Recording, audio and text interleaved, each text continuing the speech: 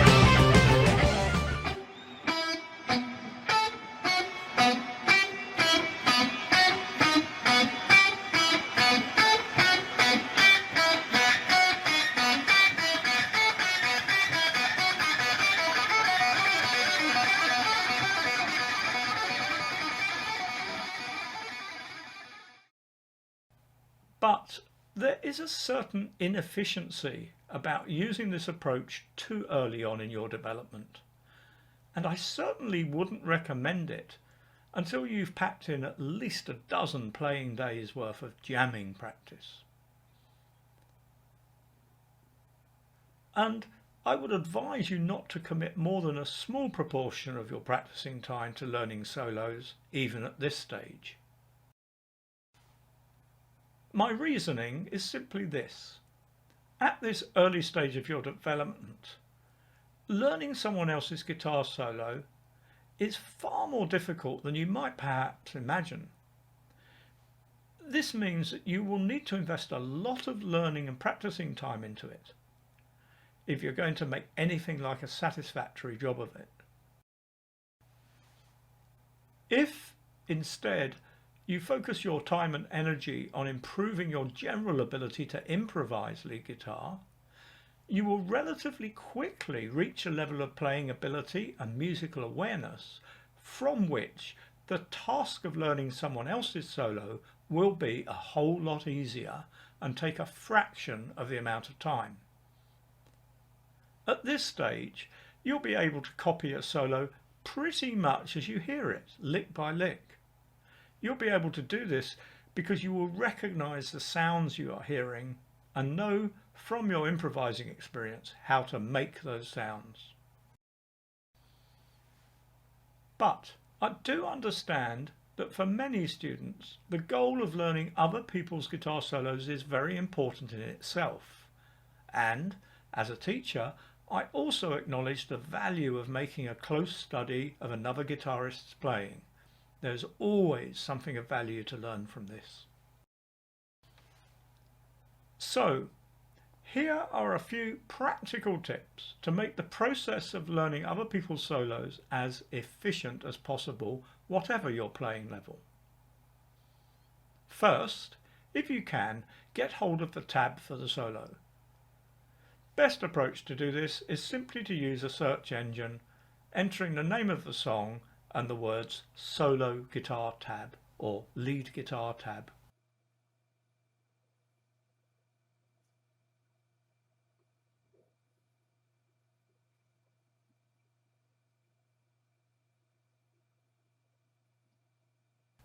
Be aware that in many cases, tab that is available for free has been written by other students of guitar and its accuracy should always be viewed with a modicum of suspicion. If in doubt about any phrase, listen to the original recording and try to use your ears to discern what is the best way to play a phrase. And don't forget that it is in the nature of the guitar that there are almost always several possible alternative ways to play any given lick. Listen to this example.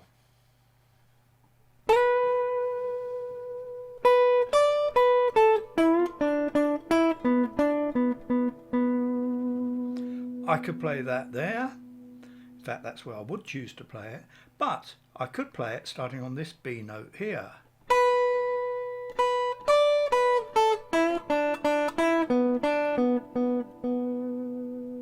Or this one here.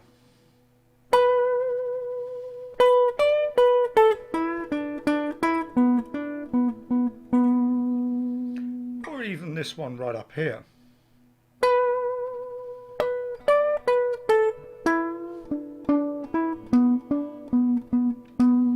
Probably the least obvious choice. Don't get too bogged down into right or wrong. What matters is which way of playing works best for you. Remember, we don't all have 9-inch long fingers and palms the size of shovels. And also, bear in mind that what works best on a 24-fret electric guitar with a cutaway may be physically impossible to play on, say, a normal acoustic guitar. It is always worth checking sites like YouTube to see if anyone has posted a tutorial on how to play the solo that interests you.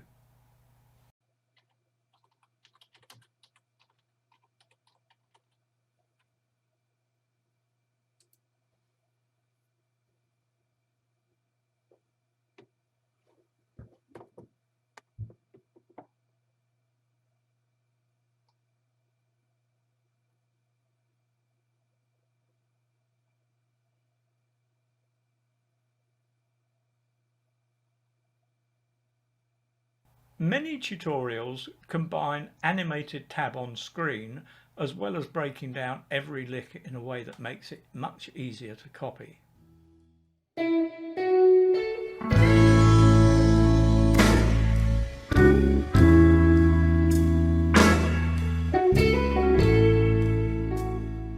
Again, do be discerning. Anyone can post a tutorial on YouTube. It doesn't mean that they're a great guitarist or a good teacher. You may need to try a few alternatives before homing in on a tutorial that works for you. Bite off small chunks at a time. Take a short lick and follow these steps. Decide which strings, frets and fingering to use for the lick.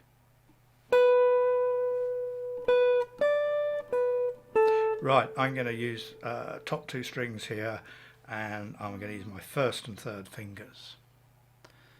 Notice which blues scale position you're working in. This will often help you memorize the lick quicker. So where am I? I'm in the key of B, B minor, 1st position there. So I'm in the 2nd position here, top end of the 2nd position.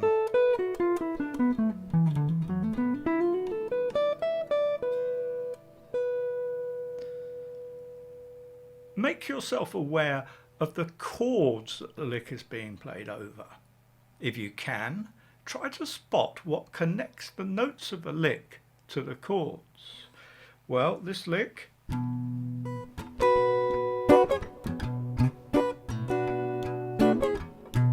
is played over a B minor 7th chord. So what have we got here? We've got a B, so that's the root note of that chord.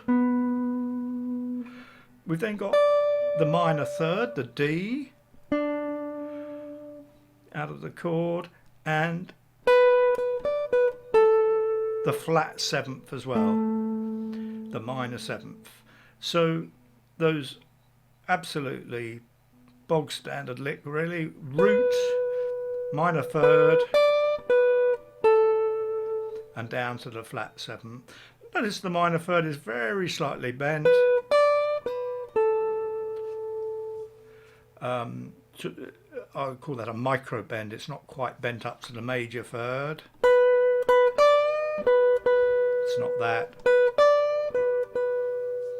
It's a more plaintive semitone, half a semitone bend.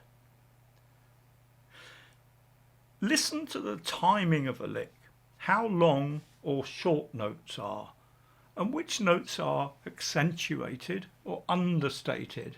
Well, let's have a listen to the master.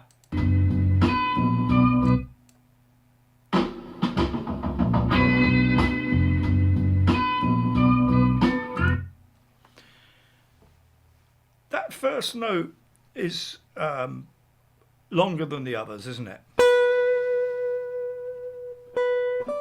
And that second note is almost not there. It's very, very understated. Third note carries a bit more of an accent. And the last one is, perhaps you could describe it as neutral. Listen to the dynamics. Are some notes louder or softer? Well, very definitely that first note is hit with some force.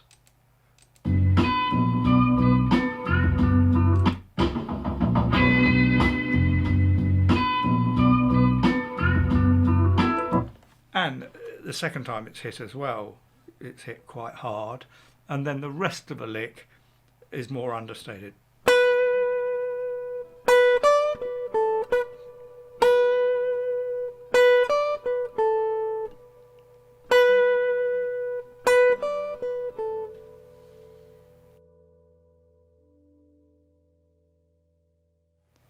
Listen to how techniques are applied. Bends, hammer-ons, pull-offs and slides, and vibrato all have their own range of parameters. Details matter. How much vibrato is on that first note?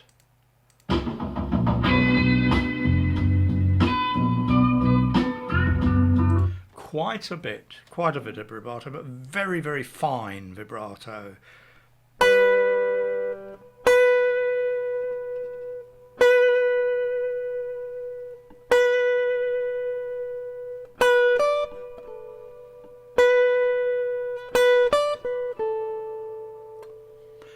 And again, let me just check that little bend on the second or third notes.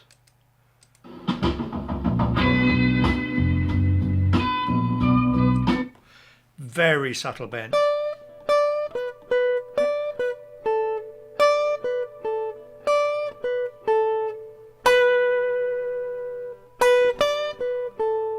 Yeah, I'd be happy with that.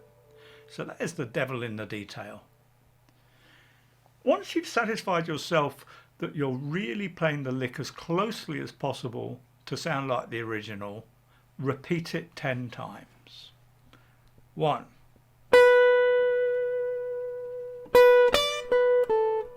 2. 9. 10.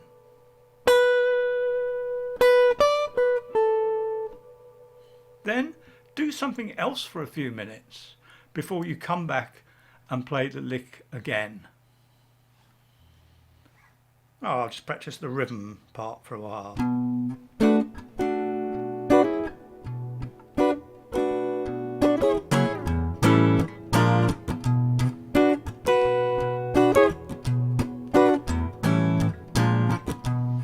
All right. Now let's see if I can come straight back to that lick.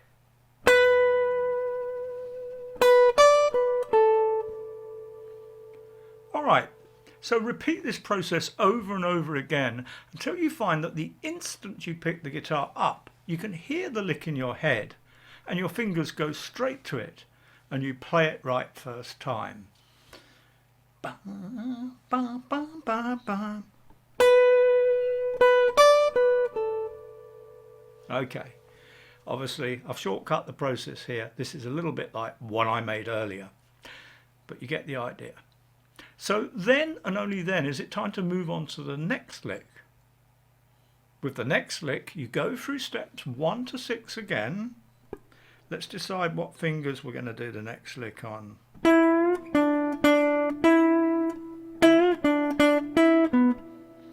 I think we'll bite off that chunk there,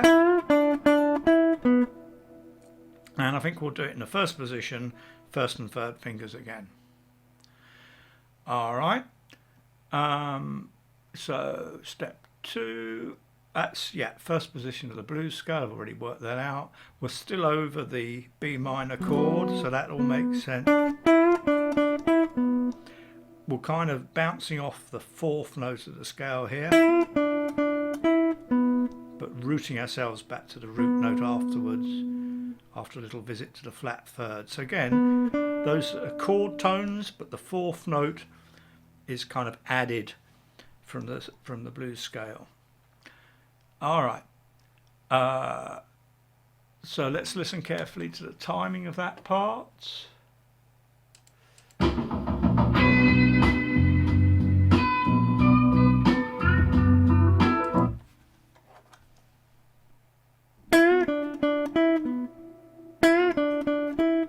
Very straight timing, da da da da da. Listen carefully. Oh yeah, which notes are longer, which notes are shorter, and where are the accents? Da da da da da da da da da da. Listen to how listen to the dynamics. Are some notes louder or softer? Well, again, I think that first note is slightly louder.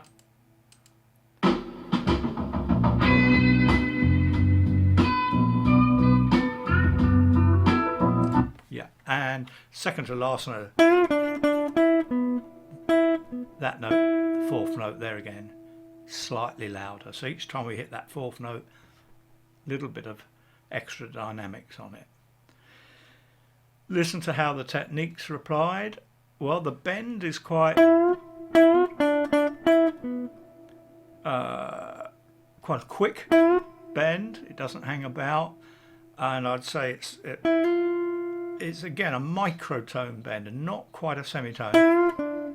It's not.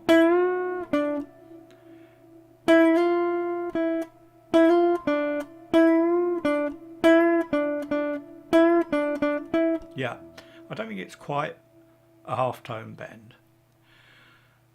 All right, so then when we get to step 7, we're going to include the first lick as well. So this is where we're going to play it 10 times through.